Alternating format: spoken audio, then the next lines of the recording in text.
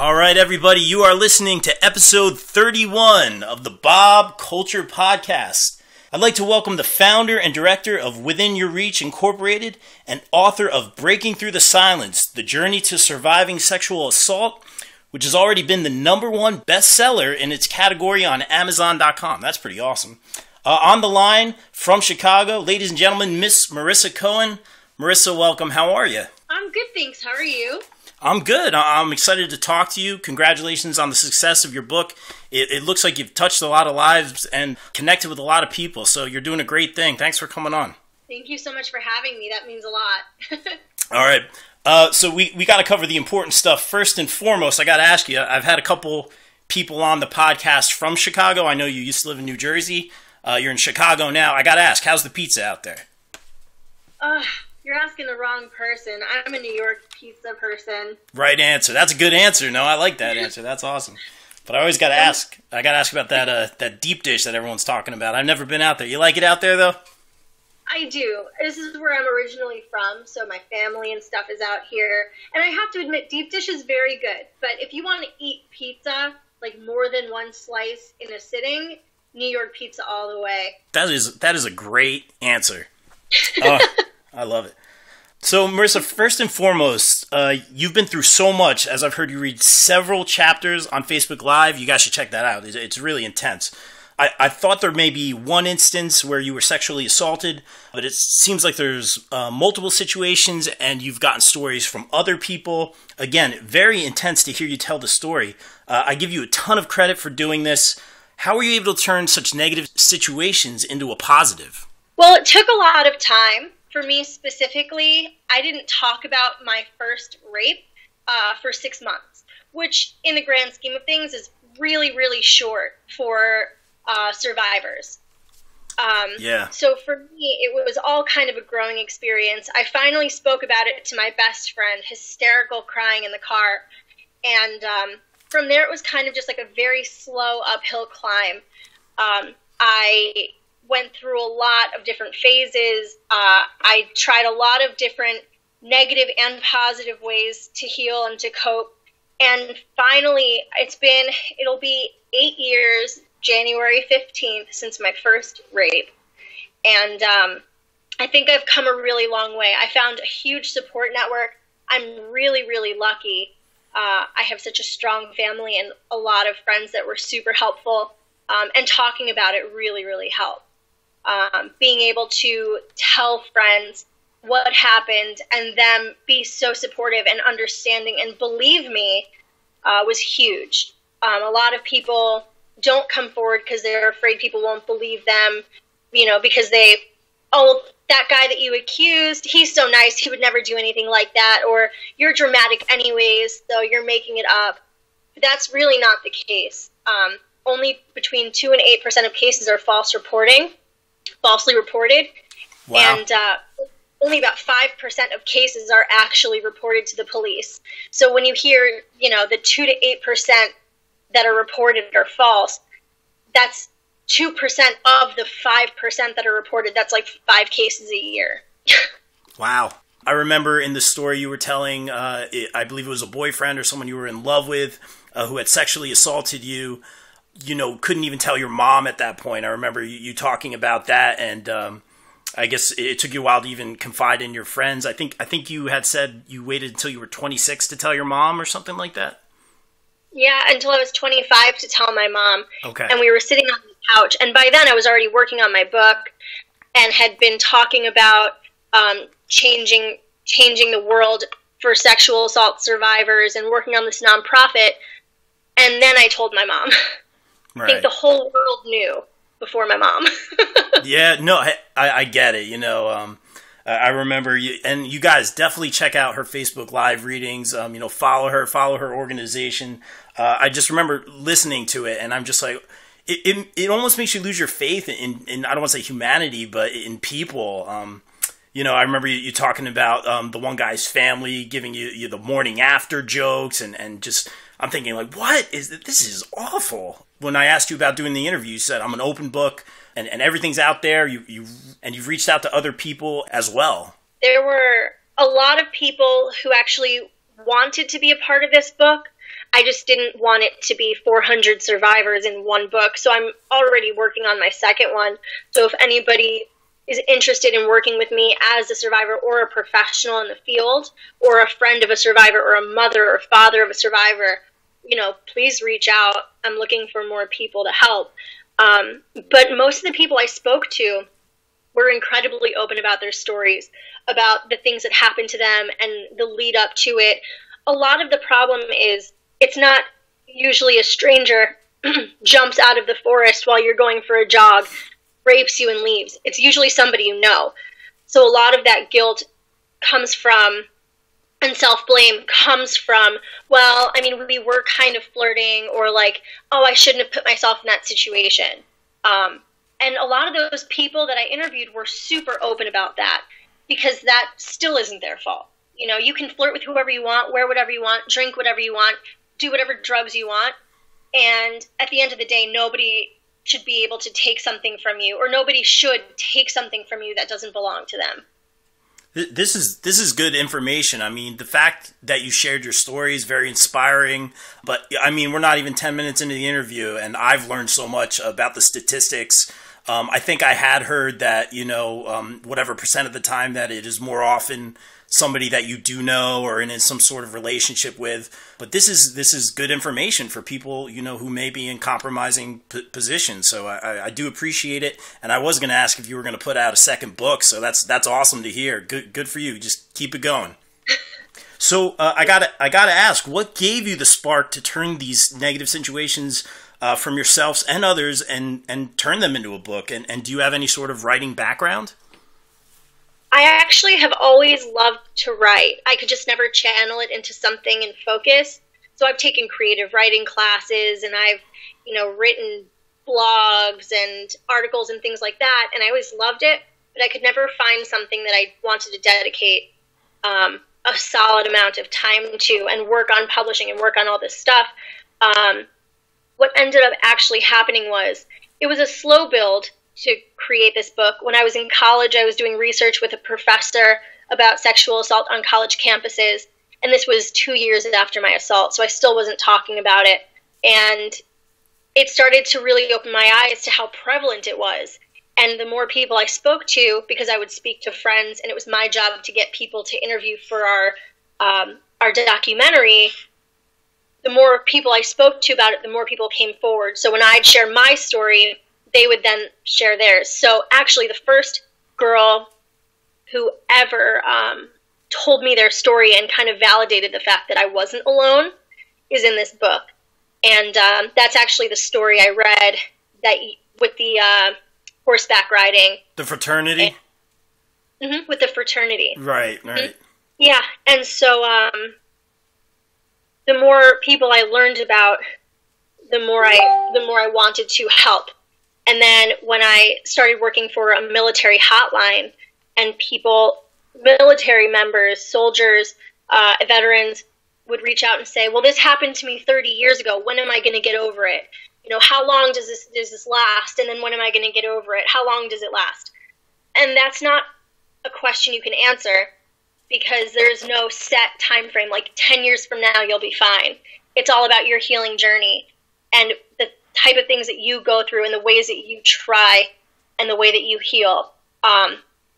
And that was something that really inspired me. I wanted to help, because you really can't give somebody a time frame, especially people that are trained to be strong and trained to fight back. And that was really confusing for them. So when they started telling me or asking me these questions, I was like, I need to help. So I started by asking people, what they did to heal and how long it took them. And that kind of branched out and became this huge book full of survivor stories, where I still incorporated the, how long and what did you do, but also tell me your story and what advice would you give? Because I want other people's perspectives of how they healed and how they think other people can heal. And most of the people just said, talk about it. Yeah, it's like, this is a very poor comparison, but it's like if something's weighing on you and you have to talk about it, I guess that would be a good first step for someone who's been sexually assaulted. That's not a poor comparison at all. It makes perfect sense. It's a big weight on your shoulders that's lifted once you start talking about it.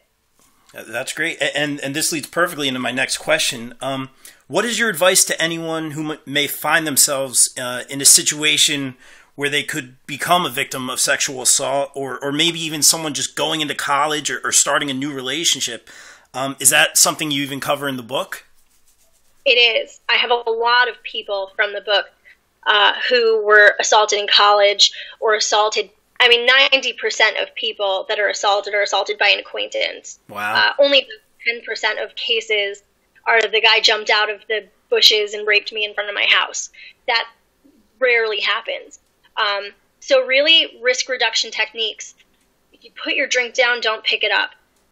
Because there are over 55 different things you can put in somebody's drink that dissolve immediately, are tasteless, odorless, and colorless, including Visine.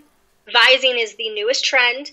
If you squirt a whole bottle of Visine into somebody's drink, it knocks them unconscious for 8 hours. So just, if you put your drink down, don't pick it up, buy a new one. Write to me on Facebook and I'll give you the $8 that it costed to buy your new drink. Wow. I don't care. And then use the buddy system, stay with people you trust. I can't say don't put yourself in compromising situations. I was in bed with my boyfriend who I trusted, and he took advantage of me. So just kind of be as aware of your surroundings as you can be, and always have a safety plan. This is good stuff, and I hope people are listening and take this in, even for someone just going into college. I'm paranoid as it is with the world. If I'm playing a show at a venue and I have a bottle of water, I'm setting up my drums, I play, I get out, and my bottle of water's sitting there from before. I don't even touch it. And I'm a 34-year-old man, but I'm just paranoid about it. Like you said, there's over 30 different things, or however many different things that can happen. Better take this stuff seriously. And it's not just women they're targeting either. I just want to make sure I put this in. A lot of the time, I bartend, and so I've seen guys put Visine or pills or something in guys' drinks, because if they're there with a girl, that guy is now useless and can't defend her. Wow. Now, I'm not saying every girl needs to be defended, but it's not just women that are being targeted. That's crazy. And I'm sure being a bartender, that's a job where you probably get, I don't want to say harassed or anything, but probably hit on constantly. That's like one of those jobs. Oh, man. Yeah, it's definitely a hypersexualized job. Yeah, I get it, but good information. So it must be hard to trust people just in general after going through. I think in your book, from what you had read, and I definitely got to pick it up. I mean, it's just so interesting, and I've learned so much just talking to you for less than 15 minutes already. But it must be hard to trust people after going through those things, and let alone be in any sort of relationship with someone. I think the chapter you had read about one girl who had been sexually assaulted said even with someone she loves or really does trust, she can't get close to them without kicking them, or it's just a reflex. It's it's got to be hard. I mean, how are you if you are even able to overcome that? How are you able to overcome that? Everybody reacts differently. I know that I have said to myself 1,000 times that I don't want to be jaded by this. I don't want to let it affect my outlook of people. I don't want to let it affect my relationships. And I would honestly say I'm very lucky.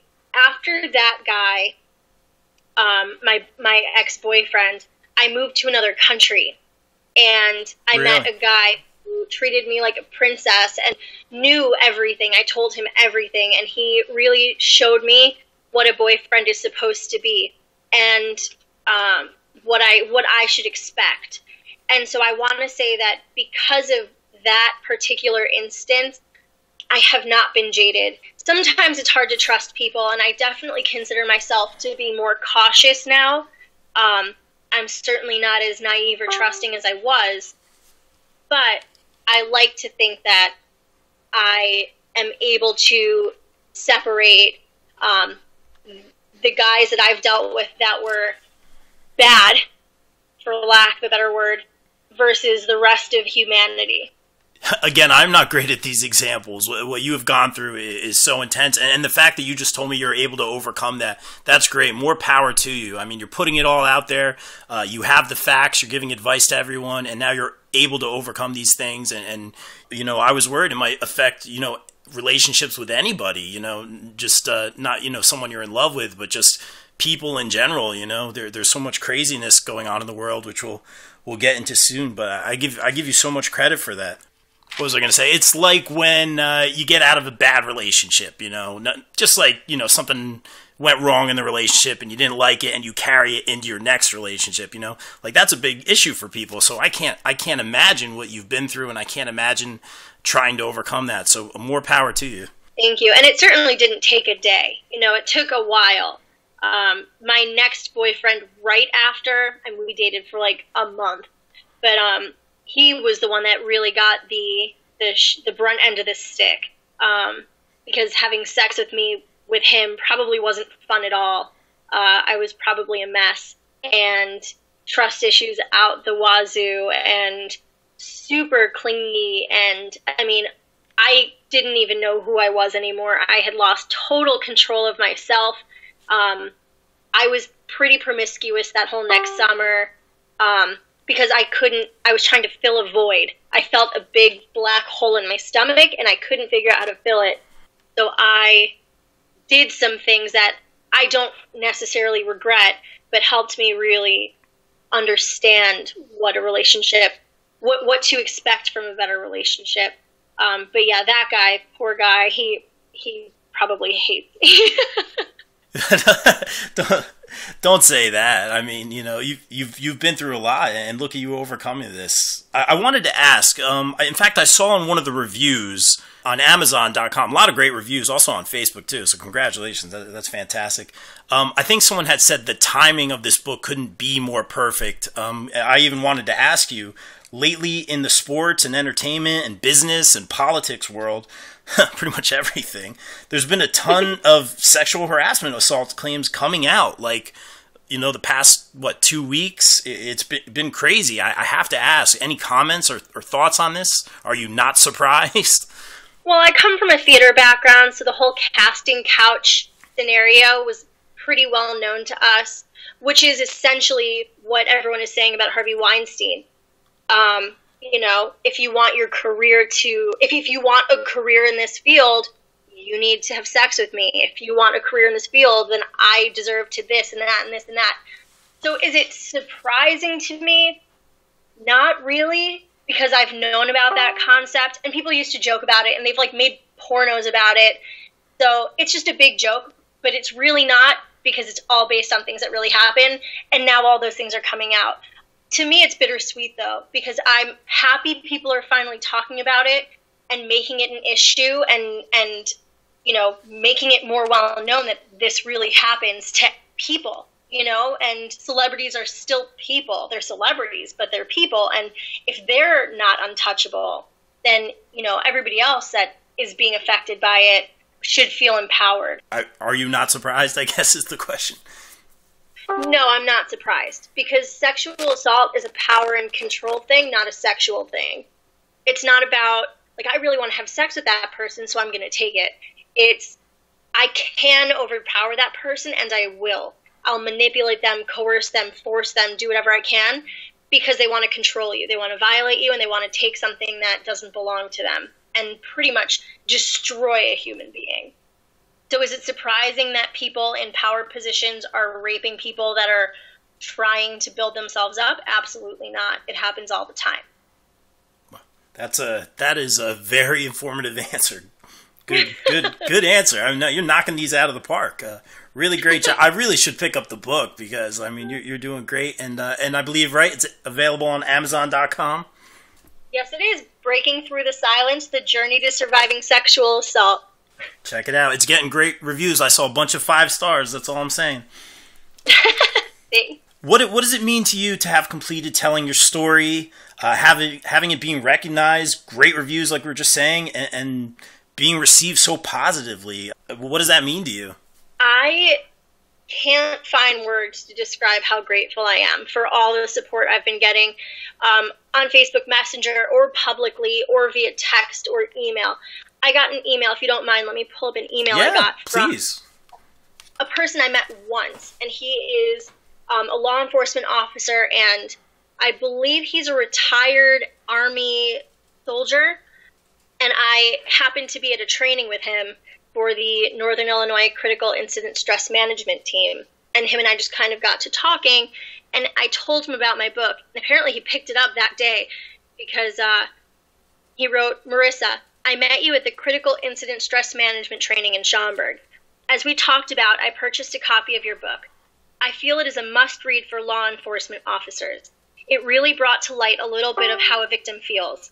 I, as a male police officer, have never realized what a victim goes through after a sexual assault. I've been a law enforcement officer for over 30 years. It takes a lot to shock me. Your book did. I'm sorry for what you went through, but I'm grateful for what God has done with you. I hope others can learn from your writing. I look forward to meeting you again in the future."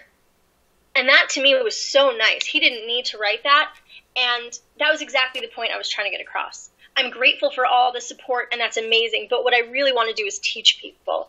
I want people to understand what I understand, because until you understand the depth of how much sexual assault changes and affects a human, we'll never actually make a significant change.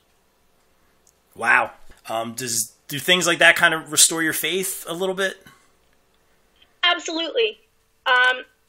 Actually, one of my writing projects before this book was, I called it Life is Beautiful. And I would just kind of walk around and write about all the beautiful things I see interpersonally, the way people treated each other, and simple as holding doors for people, because I did lose my faith in humanity.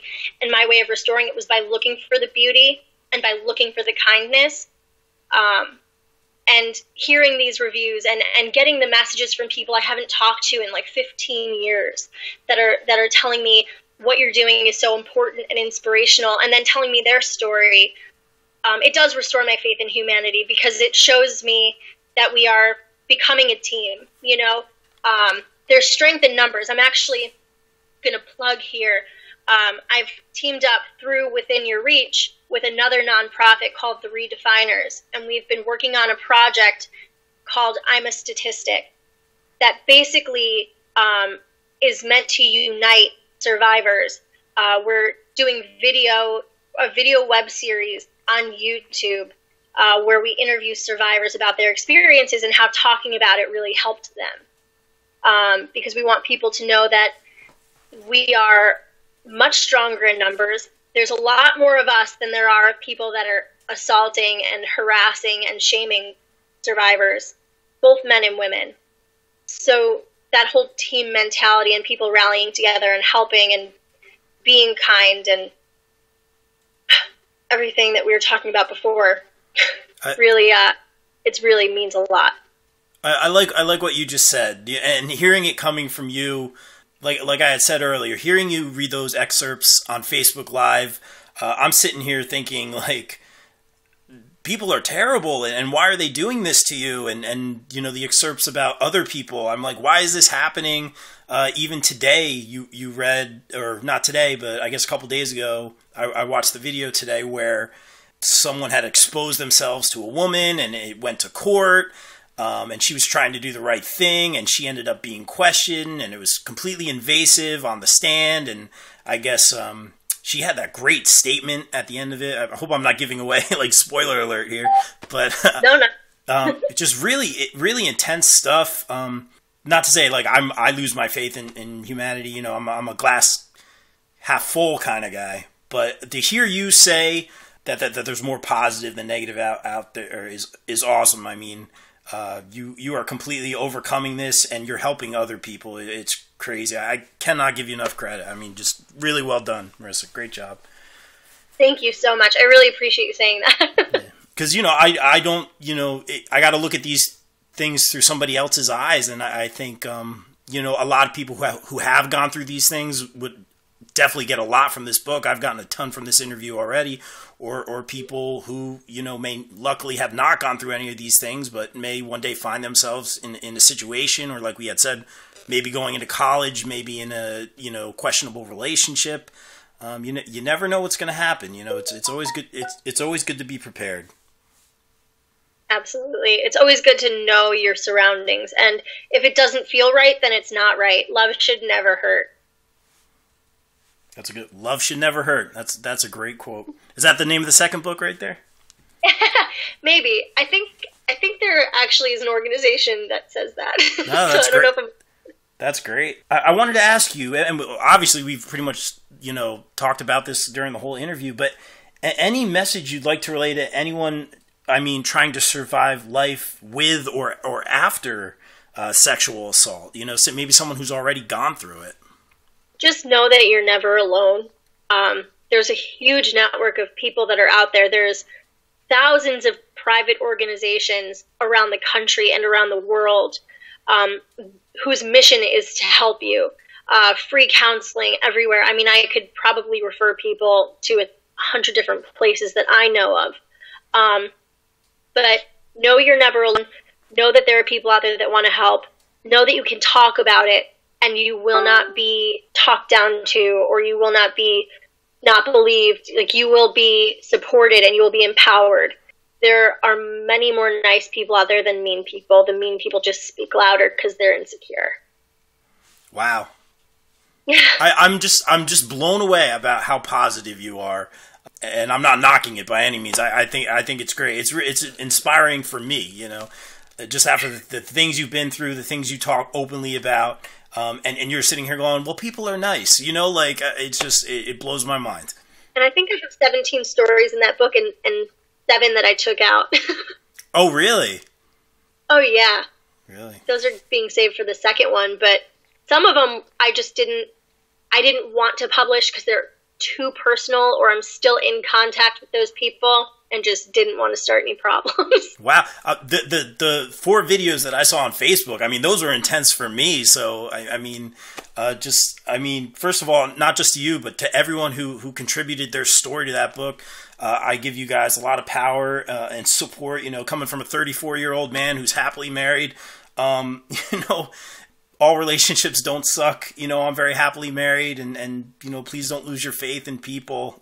No, I agree. And I also want to publicly thank everybody that allowed me to interview them and shared their life with me and shared their story with me, because it is such an important message. And whether they know it or not, they're really helping people. I've been told by countless people through private means that, you know, oh, this story I really identified with. And it was really good to see that those symptoms that they had, you know, didn't just happen to me. And, you know, this person's story, word for word, was exactly what I went through, and it really helped me cope.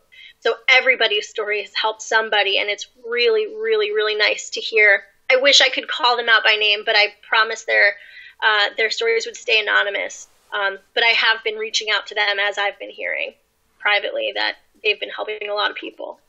I get that. That's the best way to go about it, and I'm sure they appreciate that. Can people get in touch? I mean, I take it you're open to people getting in touch with you. How can people get in touch with you? Sure. So either via Facebook, it's Marissa Cohen. It's a picture of my face with tape being pulled off my mouth, just like the cover. And in my book, I also have my Within Your Reach email available. It's Marissa, Marissa, at withinreachil for Illinois.org. Good stuff, Marissa. Marissa, I really appreciate you coming on. I appreciate you just completely opening up. Guys, I can't say it enough. If you're thinking about getting this book, first, watch the videos on Marissa's Facebook. It's intense. You know, my wife didn't even want to watch them with me. I mean, it's some intense stuff, but also very, very informative, very inspiring. This girl knows what she's talking about. More power to the people who contributed to this book. Of course, I got to shamelessly plug it, because that's what we do here on the Bob Culture Podcast. We're all about those shameless plugs. Check it out, Breaking Through the Silence, The Journey to Surviving Sexual Assault. It's on Amazon.com. You can get it on your Kindle. I think I'm going to pick it up right now after we're done with this interview. Thank you so much. Thank you for having me. Marissa, thank you for coming on. Thanks for a few minutes, and let us know when that second book's coming out. We'll talk. Will do. All right. Take care. Hey guys, thanks for listening to this episode of the Bob Culture Podcast. If you'd like to support the show on patreon.com for some great incentives, check out patreon.com/BobCulturePodcast. I'd like to thank my newest patrons, Mike and Michelle Vermillion from Sledgepad LLC. Sledgepad is the revolutionary bass drum dampening system that make blankets in your bass drum a thing of the past. I love my Sledgepad and is currently being used by drummers from national acts such as Pink and Collective Soul. Use my code BOBMAN007 at checkout for a special discount. Check them out at sledgepad.com. Finally, don't forget to support the show by leaving a review on iTunes or give me a like on facebook.com/BobCulturePodcast.